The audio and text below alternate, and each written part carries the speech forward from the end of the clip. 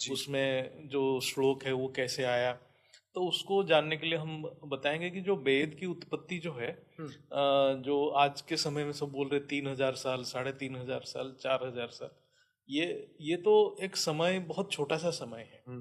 लेकिन हमारे वेद जो है, वेद को ऐसे माना जाता है कि ये हमारे ब्रह्मांड की नियम की मैनुअल है। जैसे हमारे देश का कॉन्स्टिट्यूशन है, ऐसे वेद भी हमारे ब्रह्मांड का कॉन्स्टिट्यूशन है। तो वो तो जब ब्रह्मांड सर्जन हुआ होगा तब से बना हुआ है। ऐसा नहीं है कि 3,000 साल, 3,500 साल। हम ऐसे भी देखें तो महाभारत तो 5,000 साल पहले था, तब भी वेद का ज्ञान था हाँ उनके पास। और हम रामायण के समय भी जाएंगे, जो आज हाँ, से, बिल्कुल बिल्कुल। है ना, उनके जो गुरु ने जो वशिष्ठ जी ने वशिष्ठ दिया था वशिष्ठ ने वो भी दिया, था वो भी 8 लाख, जो 64,000 साल पहले की पहले था। बात है।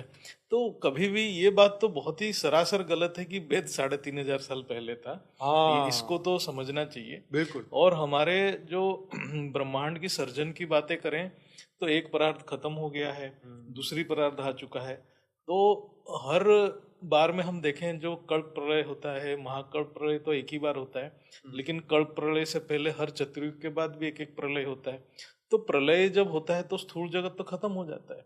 तो उस समय वेद तो स्थूल रूप में रहेगा नहीं, जो किताब के रूप में। तो जितने बार जो चतुर्युग जाता है, हर चतुर्युग में वो वेद का तो स्थूल रूप खत्म ही हो जाता है। तो क्या बार बार, प्रिंटिंग वाली बुक कहाँ हाँ, मिलेगी? नहीं मिलेगा। तो हाँ। जो भी वेद रहता है सूक्ष्म रूप में, मंत्र रूप में तो हर पल रहता है आकाश तत्वों में। तो इसलिए वेद की उत्पत्ति तो, उसकी तो हम गणना नहीं कर सकते हैं। वैसे तो ब्रह्मा जी से डायरेक्ट वेद ही हाँ, निकले। ब्रह्मा जी से वेद का, वो भी क्या है कि जो सर्जन करता है, सर्जन का रूल भी बताएगा।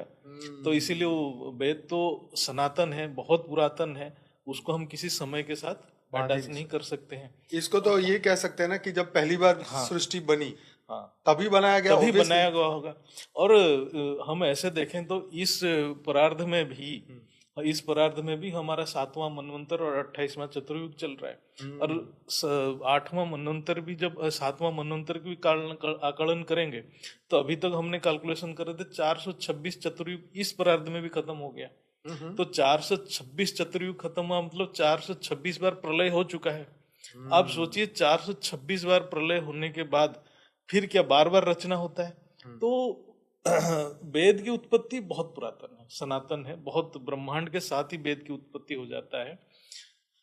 तो हम इसको ऐसे समझ सकते हैं कि जो वेद की रचना, जो व्यास जी की जो अच्छा, भी रचना। बीच में सॉरी आपको डिस्टर्ब कर रहा हूँ, लेकिन ये फिर से समझना चाहूंगा कि जो आपने कहा कि 426 बार हुआ, तो वो सृष्टि समाप्त हुई या 4 युग समाप्त हुए, हाँ,